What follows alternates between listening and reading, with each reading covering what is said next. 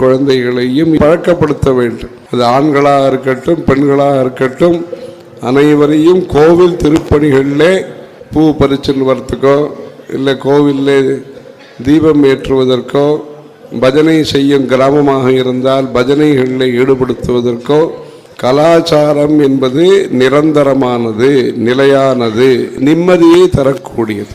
ஆகவே இந்த கலாச்சாரம் இந்து சமயத்தினுடைய மரபுகள் என்ன இருக்கின்றனவோ அவைகளை நாம் சித்திரை மாதம், வைகாசி, ஆனி, ஆடி, ஆவணி, அந்த புரட்டாசி, ஐப்பசி, கார்த்திகை, மார்கழி, தை, மாசி, பங்குனி இவைகளிலே எந்தெந்த மாதத்திலே என்ன பண்டிகைகளை நாம் கொண்டாட வேண்டுமோ, சித்ரா பூர்ணமியோ, வைகாசி விசாகமோ, ஆனி திருமஞ்சனமோ, ஆடி பூரமோ, ஆவணி மூலமோ, ஆவணி அவிட்டமோ, புரட்டாசி சனிக்கிழமையோ, ஐப்பசி அன்னாபிஷேகமோ, கார்த்திகை சோமவாரமோ, கார்த்திகை ஞாயிற்றுக்கிழமையோ, கச்சபேஸ்வரர் கோவில் ஞாயிற்றுக்கிழமையோ, மார்கழியிலே திருப்பாவை திருவம்பாவையோ, தைப்பூசமோ, மாசி மகமோ, பங்குனி உத்திரமோ, என்ன திருவிழாக்கள் இருக்கின்றனவோ இவைகளெல்லாம் சொல்லி கொடுத்து, ஜனவரி பிப்ரவரி இருந்தாலும்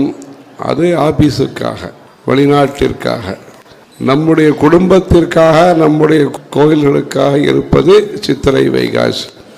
அஸ்வினி, பரணி, கிருத்திகை, ரோகிணி இது போன்ற நட்சத்திரங்களை எல்லாம் சொல்லி கொடுத்து, ராசிகள் மீஷம், மேனம், கடகம் இதெல்லாம் சொல்லி கொடுத்து அவர்களுக்கு நம்முடைய சமய நம்பிக்கையை வளர்த்து, பக்தியை வளர்த்து, குடும்பத்தை சிறப்பாக நடத்த வேண்டும், ஒற்றுமையாக நடத்த வேண்டும்.